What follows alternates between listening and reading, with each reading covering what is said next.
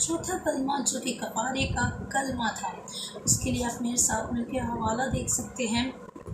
मत्ती रसूल की लिखी गई इंजील उसके 27 बाब की आयत नंबर 46 यहाँ पे बयान करती है।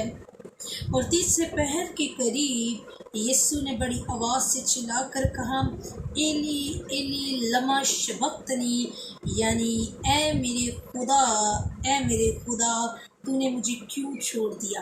ये चौथा कलमा खुदावंद यीशु अल मसीहा का सलीब पर है और खुदावंद यीशु अल मसीहा ने बड़ी आवाज़ को बुलंद करते हुए कहा कि ए मेरे खुदा तूने मुझे क्यों छोड़ दिया।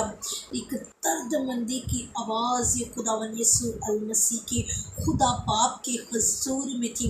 और इससे पहले भी आप इन्हीं अल्फाजात को सुन चुके हैं। अगर आप ज़बूर 22 की पहली आयत देखें तो यहाँ पे कलाम मुक़द्दस में बयान दाऊद भी खुदावंद का बंदा कर चुका है कि ए मेरे खुदा तूने मुझे क्यों छोड़ दिया। इस वक्त बाप ने भी उसका साथ छोड़ दिया। क्यों छोड़ा? बाप ने क्यों उसका साथ छोड़ा? हालांकि वो तो बाप की मर्जी को पूरा करने के लिए सलीब पर था। वो तो बाप के कह देने से ही इस वक्त सलीब पर था ताकि बथेरों के लिए अपनी जान कुर्बान करे और बथेरों के गुनाहों को मिटाए अपने खून के वसीला से।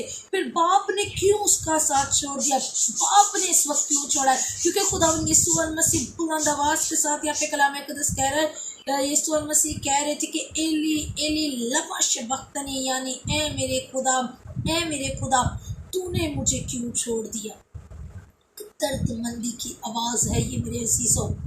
तो खुदा ने इस बच्चा से उस वक्त खुदावंद यीशु अल मसीह को छोड़ा क्योंकि खुदावंद यीशु अल मसीह के ऊपर पूरी कायनात के जितने भी लोग हैं उनके गुनाह उसने अपने ऊपर उठा लिए थे।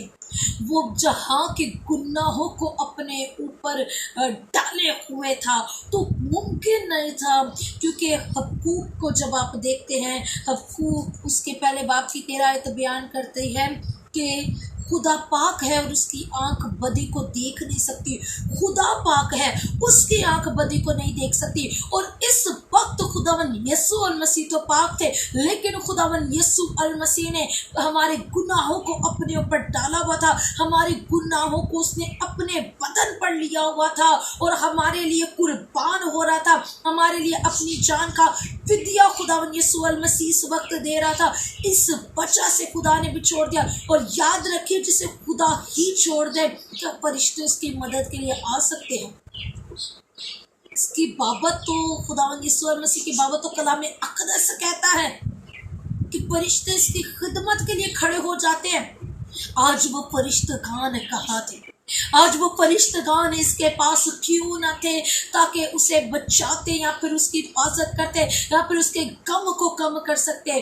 क्योंकि खुदावंद यीशु मसीह उस प्लान को पूरा कर रहा है जिसके लिए इस दुनिया में आया, और वो किसी की मदद लिए बगैर उस प्लान को पूरा करके एक हकीकी कुर्बानी का काम सर अंजाम दे रहे थे। फरिश्तेगान भी इस वक्त साइड पे मुँह करके खड़ा हो चुके होंगे क्योंकि खुदा ने मुँह फेर लिया। और जब खुदा ने मुँह फेर लिया है तो फिर फरिश्ते कैसे उसकी मदद के लिए आ जाते? फरिश्ते भी उसकी मदद के लिए नहीं आ रहे क्योंकि खुदा ने उससे मुँह फेर लिया है। और मेरे और आपके गुनाहों के लिए मेरे अजीज़ों वो कफ़ारा दे रहा था, वो बर्रा जिसका असल से खुदा ने फैसला कर लिया कि मैं ज़बह करूं और उसके खून से अपने लोगों को रहाई बख्शूं गुनाहों से। आज वो सलीब पर मौजूद है क्योंकि खुदावंद यीशु अल मसीह इस वक्त सलीब पर बतौर खुदा नहीं थे। खुदावंद यीशु अल मसीह इस वक्त सलीब पर बतौर आदम मौजूद थे और वो 13 जिंदगियों के गुनाहों को अपने ऊपर लिए हुए थे। और इस वक्त वो हकीकी शादमानी को बख्शने के लिए लोगों को जा रहे, अपने ऊपर गुनाहों को लिए हुए कपारा देने के लिए जा रहे हैं। और कपारे के लिए मेरे अजीजों कलाम मुक़द्दस बयान करता है, पहले जितने कलमा कलमात हुए, शुरू के 3 कलमात के दरमियान में उजाला था, और जैसे तीसरा कलमा ख़त्म हुआ उसके बाद ही अंधेरा होना शुरू हो गया। और ना सिर्फ मुल्क में बल्कि हिस्ट्री बयान करती है पूरी दुनिया में अंधेरा छा गया। अंधेरा क्यों ना छा जाए, सूरज क्यों ना अपना मुंह छुपा ले, क्योंकि इस वक्त उसको मसलूब किया जा रहा है, जिसने आपके लिए फैसला किया कि मैं अपनी जान दे दूं। एक बेगुनाह को इस वक्त सलीब पर दुख उठाना पड़ रहा है, खालिक़े कायनात को दुख उठाना पड़ रहा है, और बाप ने अपनी आंखें उस पर से हटा ली। वो इस वजह से हटा ली क्योंकि उसके ऊपर गुनाह मौजूद थे जहाँ के। लेकिन एक बाप उस वक्त कैसा महसूस करता होगा जब उसका बच्चा दर्दमंदी की हालत पर सलीब पर है, और खुदा यीशु मसीह दर्दमंदी के साथ अपने बाप को कह रहा है, ऐ मेरे खुदा, ऐ मेरे खुदा, तूने मुझे क्यों छोड़ दिया। क्योंकि तन तनहा खुदा यीशु मसीह सलीब पर मौजूद थे। जिस तरह से अंगूर रोंदे जाते हैं हौज में, तन तनहा अकेले हौज में रोंदे जाते हैं, उसी तरह से मेरा खुदावंद यीशु मसीह तन तनहा, जिसका साथ देने वाले वहाँ पे मौजूद कोई नहीं है, बल्कि हर कोई तो तमाशाई बना हुआ तमाशा देख रहा था। और खुदावंद यीशु मसीह उस वक्त भी आपकी और मेरी फेवर में बाप के हजूर में शिकायत कर रहा है। उसने पहले कलमा के अंदर माफ़ कर दिया, उसने दूसरे कलमा के अंदर निजात को कायम कर दिया, उसने तीसरे कलमा के अंदर मोहब्बत की सूरत पेश कर दी, और अब चौथे कलमा के अंदर वो कफारा दे रहा है, जिस वजह से वो इस समय पर आए उसको पाए तक मेल तक पहुंचा रहा है, और दर्दमंदी के साथ बाप से दरख्वास्त कर रहा है। मेरे अजीजों, इस कफारे के पीछे आप देखिए उसने कितनी बड़ी अज़ियत मेरे और आपके लिए सही।